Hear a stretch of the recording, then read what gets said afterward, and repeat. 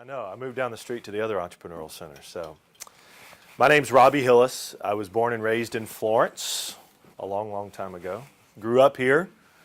Was hanging out when Florence was cool, even though everybody thinks it just turned cool. And moved to Birmingham about 2002 because there was nothing to do here, right? That's the cool thing to do, is move away, find a cool software job. I was in the K-12 software industry for about 10 years, selling software in about 20 states and 15 different countries in the Caribbean. So I had a cool gig and then thought, why don't we move back to Florence? Let's see what's happening there. So we moved back 3.5 years ago, and it's been an interesting process, as you guys know just as well as I do. When I first moved back, I started a digital marketing company called Inbound Marketing Specialist. So this is my second startup that Mary Margaret works for me, so I always get that confused when I'm typing emails to you respectfully. And so we started the digital marketing company because nobody was really doing digital marketing in this area, focusing on content, focusing on social media. So just today we're probably posting to 20 or 30 different social media accounts across the Shoals area at one time. And so we're posting tidbits out there. And then September of 14, my 2-year-old daughter left a faucet running overnight. It may have been for 2 days, I'm not really sure, but I only noticed it the next day because the water pressure in the shower was really low, and I thought something's going on here. Well, I started searching the internet, right, trying to find a solution for this, and never really could find something. So I thought, okay, maybe we need to look into creating something. So fast forward to today. What have we done in between? Well, I've gone out and found some really cool people that can help us take this to market, because I have no clue, quite frankly, what mechanical engineering is about. But I found some cool people that can help us. So that's my first bit of advice today is you don't have to know all how to do it on day one. Go find somebody. People like Howard are here in the community. He worked with Werner von Braun, for goodness sake. He can build a rocket. Yeah, he doesn't think that's cool, but I do. He can help build a rocket ship if you want to. I'm thinking this rocket team at Russellville needs to get Howard down there. But, oh yeah, by the way, they already won the international competition, so they could teach Howard a few things. But we incorporated in March of this last year, so we're really only 9 months old as a company. But in that 9 months, we've got accepted into an accelerator. And what's an accelerator? Well, that's where you take your business and accelerate the first 2 years down to about 8 weeks. You go through marketing one whole week and you get it all over with, and you think about all your branding and all your strategy. You go through the financials. We literally had our 3-year financial projections done in about 4 days based on what we thought the market would look like and where we were headed and how many we could sell.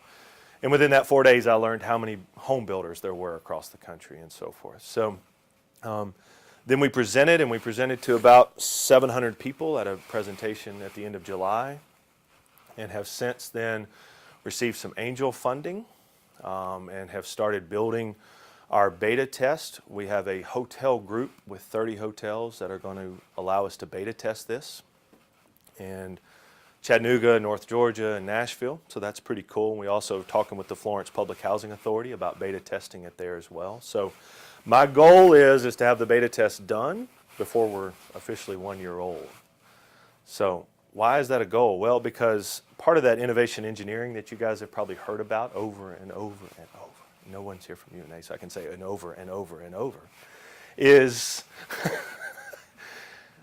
fail fast, fail cheap, right? So if you're going to do a startup, get it over with. Quit dragging it out. Quit thinking, oh, well, what if we did this and what if we did that? Just do it and get it over with. It takes $150 to go incorporate at the courthouse, and you could go do it right now. It takes you about 20 minutes. As long as nobody's in line down there. Incorporate, go, fail fast, fail cheap, try it, build something, find something on the internet, put it together, make a part, make a piece, and if it doesn't work, try again. So that's what our goal is to hopefully not fail, but to do this fast and do it cheaply. And so what are we talking about doing? Let me back up and cover what we did. As I looked for that device to help address this issue of leaving a faucet on, we understood that there were two real problems. One is that your house could flood while you're not there, right? An ice maker line breaks or whatever. And if I had a dime for every story I've heard, I wouldn't have to build this device. I'd be rich already because everybody has come up to me. Oh, that happened to my cousin, and it happened to my grandmother, and my parents' refrigerator fell through the floor. I mean, I've heard everything. But then the other side of it is, away from the southeast where we have plenty of water, in California, they're being required to reduce their usage. So we talk about an efficiency side of things. And the toilet might be running, but you're not there to hear it. So we have come up with the idea of helping eliminate both of those problems. So we're going to monitor the flow of water and understand your usage patterns. We'll know how many times you ran your dishwasher. And we can tell you that each month. You ran it 27 times and it cost you X to run that dishwasher, or Y to run it. And we can gamify it as well, but that's sort of going to be fun for the folks on the West Coast because we don't care what water costs here in Alabama. It's cheap. We do care, I should say, but it's just not something we focus on.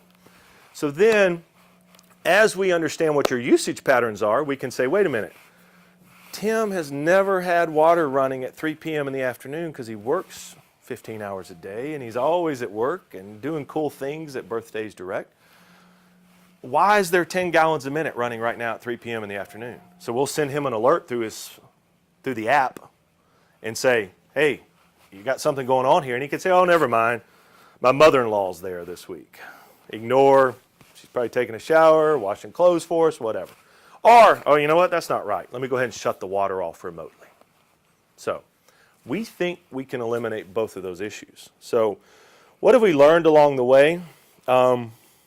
It's tough, right? What does the lean startup say over and over? You're doing something that has a high degree of uncertainty, right? You have no clue what you're going to do tomorrow. They use the word pivot over and over and over. Pivot just means you ran into a brick wall and you had to go the other way to get around it. But there's always a way around it, in my opinion.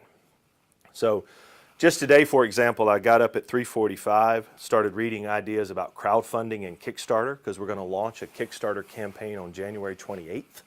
Everyone's invited to the newly named Innovation Center, as I'm calling it, instead of the Entrepreneurial Center.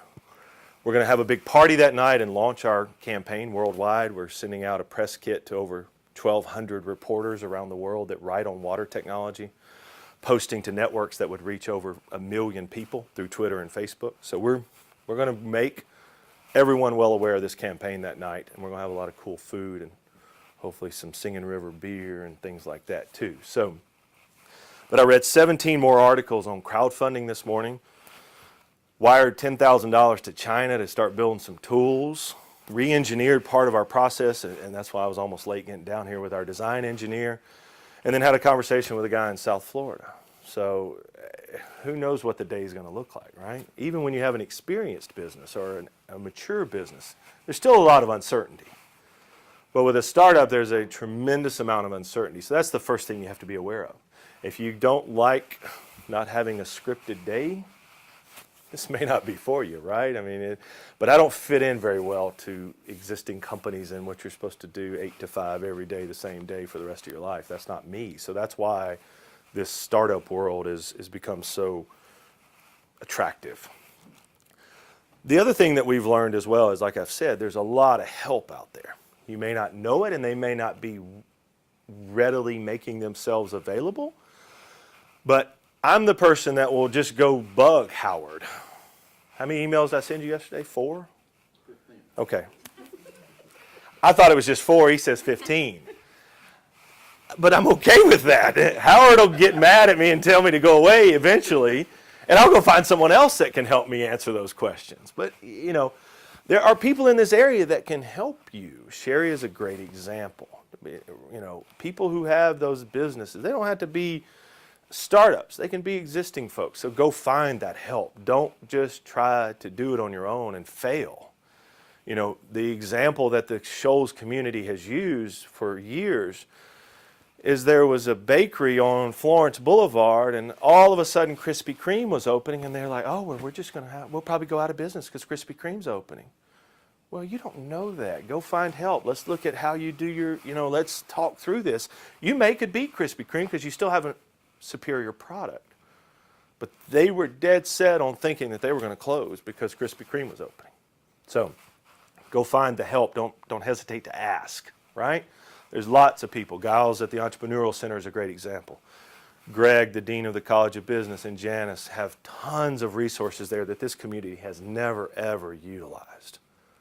So that's another great example that we have as well, is this region coming together and helping each other nurture mature businesses, young businesses, or brand new ideas. So the other thing is even look outside this region. The accelerator in Chattanooga, I literally spent about 30 minutes applying. I don't tell them that very often, but I submitted the application. Quite frankly, did not look at my grammar or spelling before I hit submit on it, and just said, oh, you know what, if they think we're cool, they'll call us and talk to us. About a week later, they called us and said, would you guys be interested in participating?